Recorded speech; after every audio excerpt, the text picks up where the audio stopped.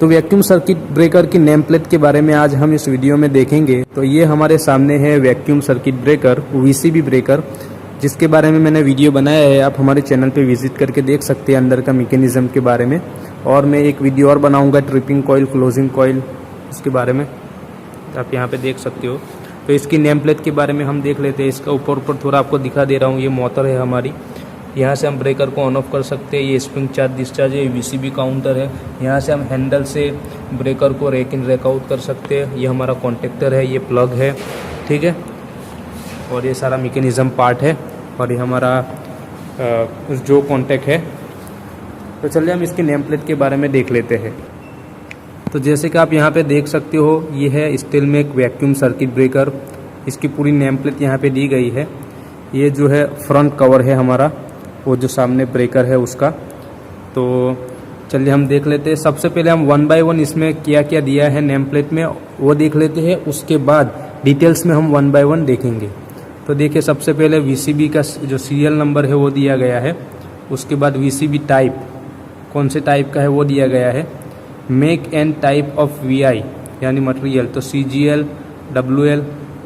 Make and type of VIL यानी VI का material के बारे में इसमें दिया गया है। Current rating of VI 2000 ampere. उसके बाद rated voltage 12 kilo volt, rated current 1250 ampere. Breaking capacity आप देख सकते हो 26.3 kilo ampere. Making capacity 65.75 kilo ampere. Frequency 50 hertz. Short time current 26.3 kilo ampere इन 3 second. PF withstand voltage 28 kilovolt RMS। Impulse withstand voltage 75 kilovolt. Motor supply 230 volt, 230 volt AC। Closing coil 110 volt DC। Shunt trip coil 110 volt DC।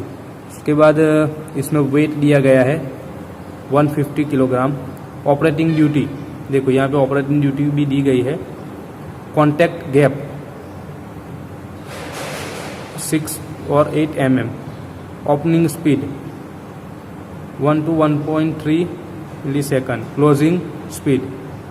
Property, तो ये जो भी है हमारा name plate, उसको आप 1 bye 1 देखेंगे कि इसका मतलब क्या है, ठीक है। तो चलिए वीडियो में आप बने रहिए और चैनल को जरूर सब्सक्राइब कीजिए। मैं इसी तरह की वीडियो लाता रहूँगा। चलिए 1 बाय 1 सारी डिटेल्स हम देख लेते हैं। तो जैसे आप ये देख रहे हो स्टील मेक का वैक्यूम सर्किट ब्रेकर, और इसमें नेम प्लेट में सारे रेटिंग्स दिए गए हैं। जिसमें सबसे पहले हम देख लेते हैं करंट रेटिंग ऑफ VI। तो VI यानी वैक्यूम इंटरप्टर। तो ये जो है हमारा सर्किट ब्रेकर का एक हार्ट कहते हैं VI को, जो बहुत ही ज़रूरी है VI इंटरप्टर। तो उसका जो रेटिंग है वो 2000 एम्पियर है। उसके बाद रेटेड वोल्टेज, तो वो है 12 किलो वोल्ट। यानी रेटेड वोल्टेज यानी ब्रेकर को जिस मैक्सिमम वोल्टेज के लिए डिज़ाइन किया जाता है उसे कहते हैं रेटेड वोल्टेज। उसके बाद रेटेड करंट, या वो है हमारा ब्रेकर का 1250 एम्पियर।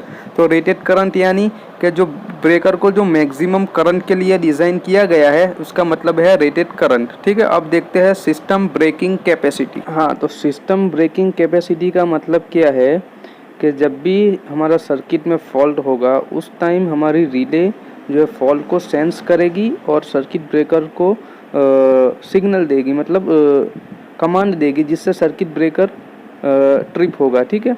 अब उस टाइम जब भी हमारा फॉल्ट होगा उस टाइम जो है शॉर्ट सर्किट करंट कॉन्टेक्टर में से तो हमेशा कंटिन्यूस फ्लो होगा।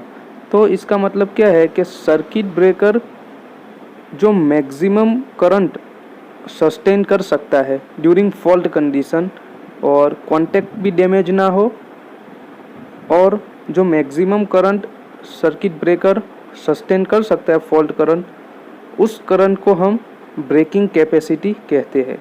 अब देखते हैं मेकिंग कैपेसिटी।